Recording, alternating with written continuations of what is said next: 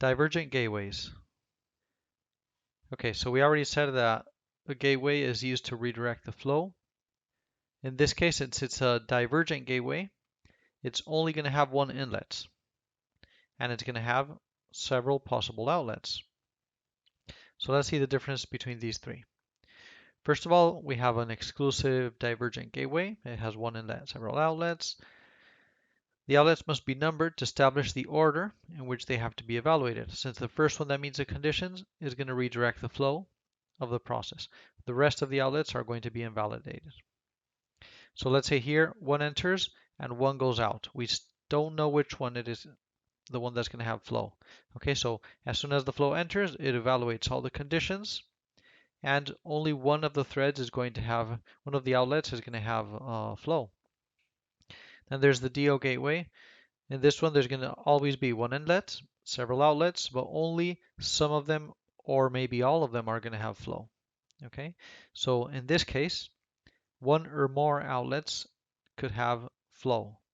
So we saw that in the DX gateway, only one outlet can have flow. In the DO gateway, one or more, maybe even all of them. Okay. So here we have the exclusive divergent gateway. It's called exclusive because only one flow is going to have, only one thread is going to have flow. That's why we call it exclusive.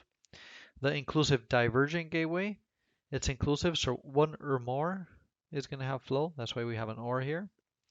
And then we have the parallel divergent gateway, where all of the outlets are always going to have flow. Okay, so this one's really easy to remember. It's just flow goes in and it always goes through all of the outlets. This one, flow goes in and it goes through one or more outlets. And in this one, the flow goes in and it only is going to go through one of the outlets. Here we just left a note indicating that the DX and the DO gateway are the only gateways that require conditions or parameters when we're actually going to set up a process. So all the other gateways are going to work automatically. So all we have to do is diagram and the gateway is going to be up and running, except for the DX gateway and the DO gateway. We're going to see these a bit more in detail now. So first of all, how does a DX gateway work? We already said the flow goes in and it's got several possible outlets, but only one of these outlets can contain flow. The outlets are going to be numbered to establish the order in which they have to be evaluated, as the first one that meets the condition is going to redirect the flow of the process. The rest is going to be invalidated. So let's imagine someone wants to buy a house. We have this bit of information in our process, okay? And we need to know when the flow arrives, it reaches this gateway, we need to know how is he going to pay for this house, okay? So there's several different options. We have one option, it says customer has credit. This is going to be the first option that's going to be evaluated. Why? Because in the DX gateway, we're always going to number each one of the outlets. And it's always going to start checking according to the number that we indicated in the parameters of the gateway. Okay, this is not something we do when we draw our diagram.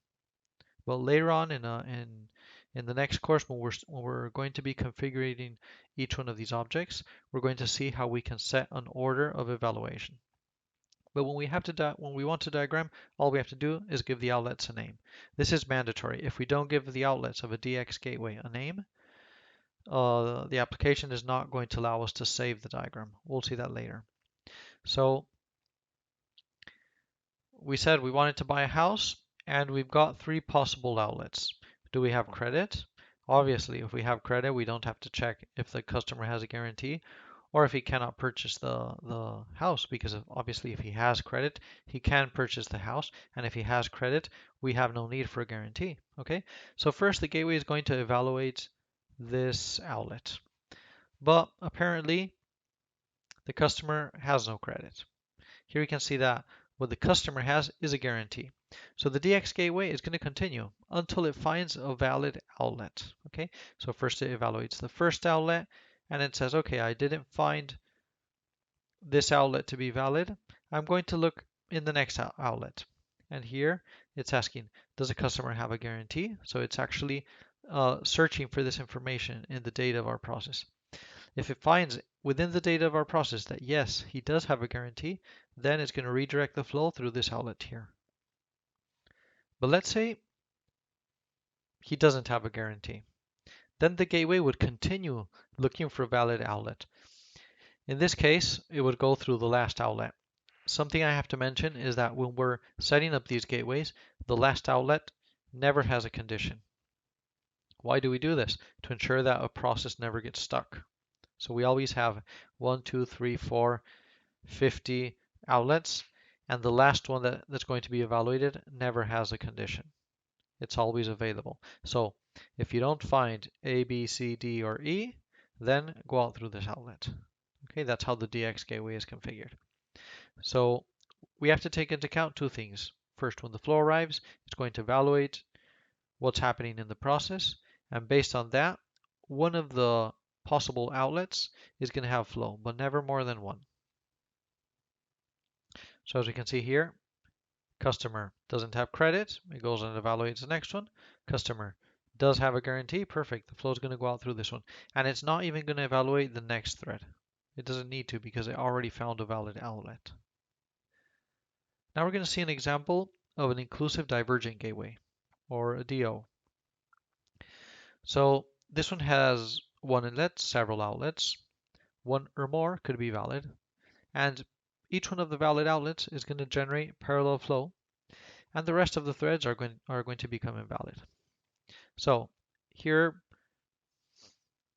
we're asking, how can customers get to the supermarket? And we've got several options: on foot, by car, or by boat. Okay, so here we have the supermarket. The first thread was evaluated, and yes, obviously we can go on foot. So the flow went out through this thread here. But the DO is not like a DX. It's going to continue evaluating all the other threads. So now it starts evaluating the second thread. Can people arrive by car? Yes, they can. Okay, so now these two are valid. And now it's going to evaluate the third one. Can we go to the supermarket by boat? No. Okay, well then the flow is never going to go out through this outlet because it doesn't meet the condition. So as we can see here, a DO could have one or more valid outlets. Sometimes even all of the outlets could be valid. Let's say here instead of a boat, it would be a motorcycle. Then this one would have been valid too. So in a DO, one or more are always going to be valid. Now we have a DA. This one's really easy. All we have to do is input the flow, no conditions. The flow is always going to go out through all of the different outlets. Okay.